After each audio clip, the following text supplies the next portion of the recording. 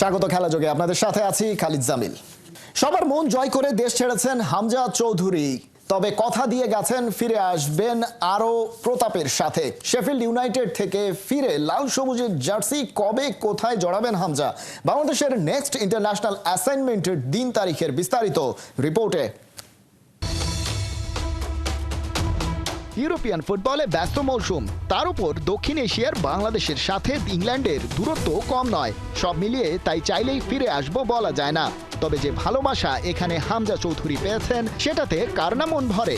International ব্রেকে ভারতের বিপক্ষে অভিষেক ম্যাচ খেলার পর ফিরে যাওয়ার আগে এই বাংলাদেশের জন্য ভালোবাসা জানিয়েছেন। পরিষ্কার বলে গেছেন দেখা হবে জুনে। এত আগে সেটা অকপটে বলে দেয়া যাচ্ছে, কারণ ফুটবলের শিডিউল ক্রিকেটের মতো এলোমেলো নয়। এক টুর্নামেন্টের সাথে ওভারল্যাপ করে না আরেকটা। ইন্টারন্যাশনাল উইন্ডোতে সব লিগেই ছুটি, নিজেদের ফুটবলারকে ছেড়ে দেয় ক্লাবগুলো। বাংলাদেশের জার্সিতে তাই হামজা যে সময়ে খেলতে আসবেন তার বর্তমান ক্লাব শেফিল্ডের তাতে আপত্তি থাকবে না।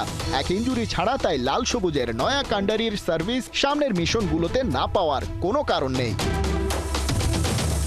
এবারে দেখা যাক বাংলাদেশের সামনে কি কি মিশন। ভারতের বিপক্ষে অ্যাওয়ে ম্যাচ খেলার পর এএফসি এশিয়ান কাপ কোয়ালিফায়ারে এবারের লড়াই সিঙ্গাপুরের সাথে। জুনের 10 তারিখ জামাল তপু হামজারা নামবে ঘরের মাঠে। প্রথমবারের মতো প্রাণপ্রিয় হামজাকে নিজেদের মাঠে খেলতে দেখবে এদেশের ফুটবল প্রেমীরা। এরপরের অপেক্ষা 9 অক্টোবর পর্যন্ত, সেটাও হোম ম্যাচ। বিকেল 4টায় বাংলাদেশের প্রতিপক্ষ হংকং। এরপর বেশি গ্যাপ নেই, একই মাসের 14 তারিখ একই দলের বিপক্ষে অ্যাওয়ে ম্যাচ। তারপরেই নভেম্বরে হবে সব অপেক্ষার অবসান, কারণ সেই মাসের 18 তারিখ বাংলাদেশে আসবে ভারত। ওদের বাড়ি গিয়ে যেভাবে ভেন্যু নিয়ে এবার অপদস্থ হয়েছে তার শোধ নেওয়া হবে সুদে আসলে। ওদের যে এলজিএস যারা আছে, যারা যে কাজগুলো করেছে, আমি আমার বিএফএফকে বলেছি যে আমার এলজিএস যেন ওতে শিক্ষা নিয়ে এর চেয়ে বেশি করে। ভারতের বিপক্ষে হাই ভোল্টেজ ম্যাচের পর এএফসি এশিয়ান কাপে বাংলাদেশের পরের মিশন ফের সিঙ্গাপুরের সাথে। সেটার অবশ্য এখনো অনেক দেরি। 2026-এর মার্চে হামজা চৌধুরীর দল খেলবে অ্যাওয়ে ম্যাচটা। প্রথম ম্যাচ থেকেই নিজের দলের সাথে হামজা যেভাবে মানিয়ে নিয়েছে তাতে বলা ভালো সেটা সামনের দিনগুলোতে বাড়বে আরও দারুণ গতিতে।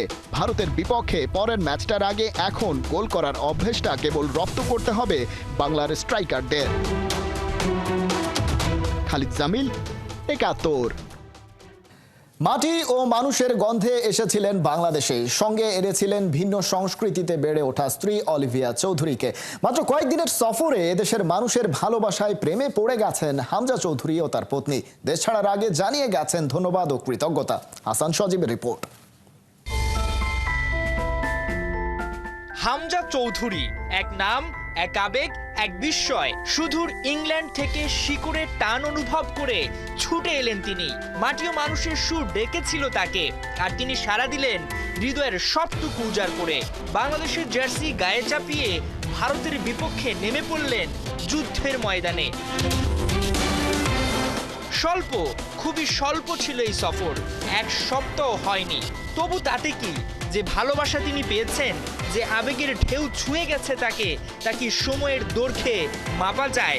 দেশ ছাড়ার আগে শুধু ধন্যবাদ নয়, এর চেয়েও বেশি কিছু দিয়ে গেছেন তিনি। শুধুই ধন্যবাদ, যা হয়েছে তার জন্য অনেক অনেক ধন্যবাদ। ইনশাল্লাহ জুনে আমি আবারও আসব। আমার শারীরিক সুস্থতা এবং সন্তানের জন্য দোয়া করবেন। জুনের দুটি বড় ম্যাচের সময় দেখা হবে। এক হামজা একবারে বদলে দিল বাংলার ফুটবলের রূপ। 17 মার্চ যখন হামজা বাংলার মাটিতে পা রাখলেন, তখন থেকেই যেন দেশের ফুটবলের আকাশে নতুন সূর্যোদয় হলো। দিনের পর দিন কেবল হামজাময় ছিল বাংলাদেশ। যেখানে গেছেন সেখানেই উন্মাতাল ভিড়, উন্মাদনার রঙে রাঙানো জনস্রোত। এক মুহূর্তের জন্যও তিনি বিরক্ত হননি।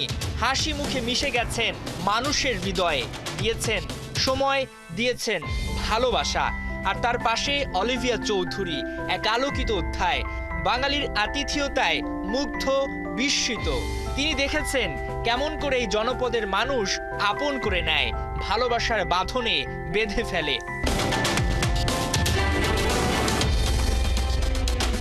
হামজা এসেছিলেন, দেখেছেন, ভালোবেসেছেন, আর সেই ভালোবাসার সঙ্গী করেই ফিরে যাচ্ছেন।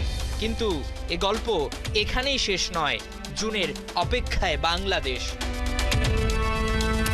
হাসান সজীব, ৭১।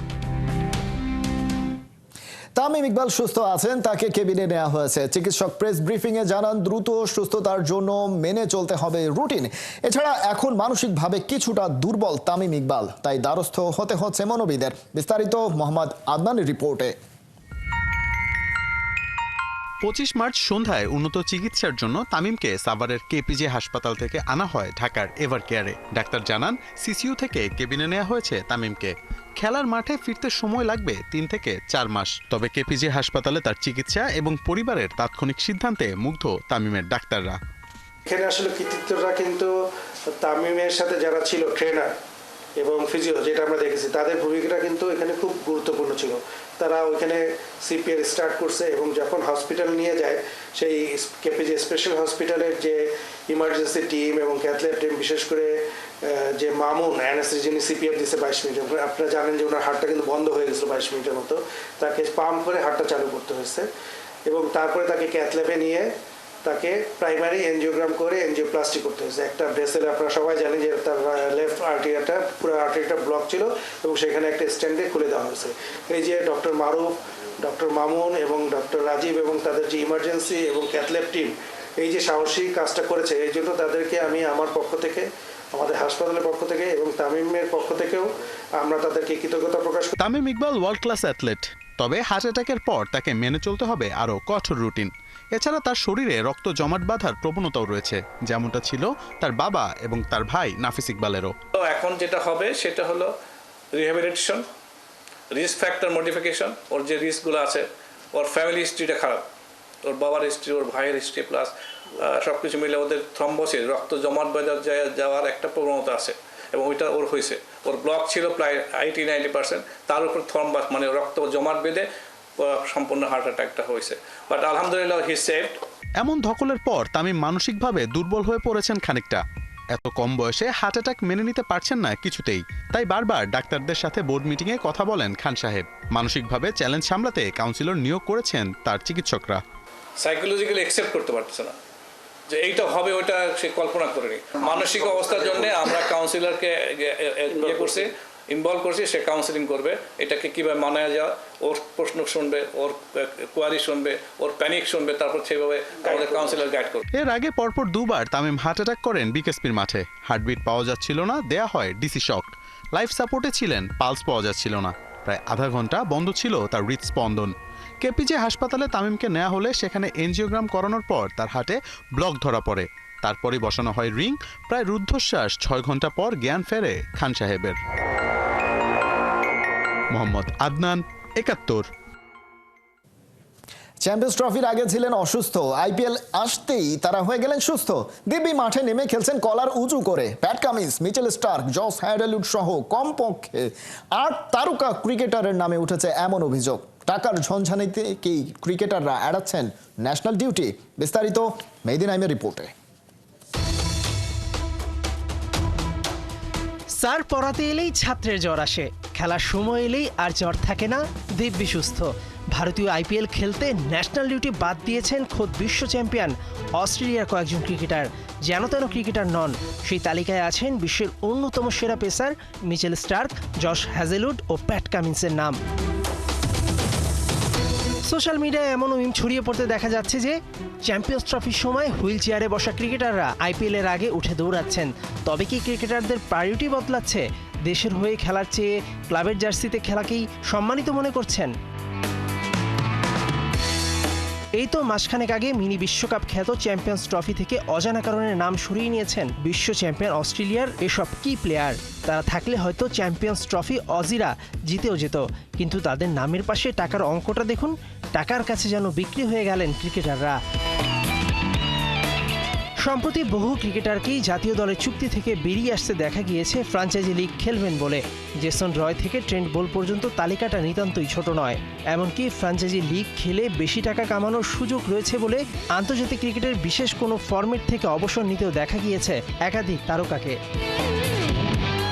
অবশ্য ভারতীয় ক্রিকেট বোর্ড নাটাই নিজেদের হাতেই রেখেছেন। তাদের ক্রিকেটাররা আন্তর্জাতিক সব ফরম্যাট থেকে অবসর নিলে সাধারণত আইপিএলে খেলতে পারেন না। মেহেদী নাইম, ৭১। ব্রাজিলের কোচ বানাতে আবারও কার্লো আনচেলোত্তির সাথে আলোচনা শুরু করেছে দেশটার ফুটবল ফেডারেশন। রিয়াল মাদ্রিদ নাকি ব্রাজিল কাকে বেছে নেবে আনচেলোত্তি, এদিকে শোনা যাচ্ছে আরও বেশ কজন মাস্টার মাইন্ডের নাম। তবে ব্রাজিলের যা অবস্থা তাতে ভালো মানের কোচ রাজি করানোই হয়ে পড়েছে চ্যালেঞ্জিং। কোহিনুর কণার রিপোর্ট। বিশ্বকাপ বাছাই 5 বারের বিশ্ব চ্যাম্পিয়নরা পেল 5 হারের স্বাদ। বুয়েনোস এরেসে ব্রাজিলকে পাড়ার দল বানিয়ে ছাড়ল আর্জেন্টিনা। 25 বছর আগে বিশ্বকাপ বাছাই চিলির কাছে 3-0 গোলে হারকে ছাপিয়ে লজ্জার হারে নতুন উচ্চতায় সেলেসাওরা। এবারে বিশ্বকাপ বাছাই এখনো পর্যন্ত ব্রাজিলই একমাত্র দল যারা এক হালি গোল হজম করলো। এখানেই শেষ নয়, বিশ্বকাপ বাছাই এক এডিশনে আর্জেন্টিনার বিপক্ষে 2 লেগে এবারই প্রথম ম্যাচ হারলো দরিবেলের শিষ্যরা। সব মিলিয়ে সুপার ক্লাসিকোতে ব্রাজিল এমন অপদস্থ হলো এই জন্মে বোধহয় আর ভুলতে পারবে না। মুখে যতই বলুক জয় পরাজয় পার্ট অফ দ্য গেম, মন জানে সবই। কত বড় বিপদের সামনে দাঁড়িয়ে ফুটবল দুনিয়ার জায়ান্ট দলটা টের পাচ্ছে হারে হারে। তাই তো গোল আর খোল দুটোই খেয়ে হুঁশ ফিরেছে ব্রাজিলের। আরও বড় বিপর্যয় ঠেকাতে প্রথম পদক্ষেপ হিসেবে ডাগ আউট থেকে বিদায় করতে চাইছে কোচ ডরিবেল জুনিয়রকে।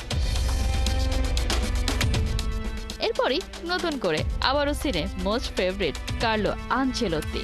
বিভিন্ন গণমাধ্যমের খবর এরই মধ্যে নাকি ব্রাজিলিয়ান ফুটবল ফেডারেশন রিয়ালের এই ইতালিয়ান ম্যানেজারের সাথে কথা চালাচালিয়ে শুরু করে দিয়েছে। তবে চিন্তা একটাই, ঠিক যে কারণে আগেরবারও ব্রাজিলের প্রস্তাব ফিরিয়ে দিয়েছিলেন আনচেলোত্তি, এবারও বাধা হয়ে দাঁড়িয়ে আছে সেই রিয়াল চুক্তি। তবে সোর্স বলছে রিয়াল মাদ্রিদের সাথে 2027 সাল পর্যন্ত চুক্তি থাকলেও এই মৌসুমেই নাকি লস ব্লাঙ্কোদের সাথে ফুরাতে পারে ডন আনচেলোত্তির অধ্যায়। তারপরও যদি আলোচনা ফলপ্রসূ না হয় তবে হয়তো আবারও ইন্টারিম কোচের দিকে ঝুঁকবে 5 বারের বিশ্ব চ্যাম্পিয়নরা। সেই লিস্টে আবার এগিয়ে আছে স্বদেশি ফিলিপ লুইস। তবে কানাঘুষা চলছে ম্যানচেস্টার সিটির হেডমাস্টার পেপ গার্দিওলাকে নিয়েও। বিশ্বকাপ বাছাইয়ের জুনে ব্রাজিলের সামনে 2 কঠিন পরীক্ষা, ঘরের মাঠে প্যারাগুয়ে, অ্যাওয়েতে ইকুয়েডর। তার আগেই ঘুরে দাঁড়াতে চায় 2002 বিশ্বকাপ জয়ীরা। প্যানিক বাটন আগেই প্রেস করে নিজেদের পেইন বাড়িয়েছে ব্রাজিল। এবারে চাপতে হবে রিসেট বাটন, ফেল করলেই মহাবিপদ। হাতে সময় কেবল 1 বছর। কোহিনুর কণা, 71। সত্যের ভয় নাই, মিথ্যারই হয় পরাজয়। আদালতের রায়ে ঢাকা দক্ষিণ সিটি কর্পোরেশনের মেয়রের দায়িত্ব পেয়েছেন তরুণ ক্রীড়া সংগঠক ইঞ্জিনিয়ার ইশরাক হোসেন। ঢাকা ব্রাদার্স ইউনিয়নের অন্যতম কর্ণধার এই তরুণ সংগঠকের হাতে এখন থেকে ঢাকা দক্ষিণের উন্নয়নের চাবিকাঠি। বাবা প্রয়াত বীর মুক্তিযোদ্ধা সাদিক হোসেন খোকা ছিলেন সাবেক মেয়র এবং সফল যুব ও ক্রীড়া প্রতিমন্ত্রী। ছোটবেলা থেকেই খেলাধুলার প্রতি ছিল ইশরাকের আলাদা টান। বড় হয়ে হলেন ঐতিহ্যবাহী ব্রাদার্স ইউনিয়ন ক্লাবের অন্যতম কর্ণধার। তরুণ ক্রীড়া সংগঠক ইশরাক হোসেনের নেতৃত্বে এগিয়ে যাবার দিন গুনছে বাংলার ক্রীড়াঙ্গন। ঢাকার দখল হওয়া মাঠগুলো উদ্ধার করাই নয়া মেয়রের প্রথম লক্ষ্য।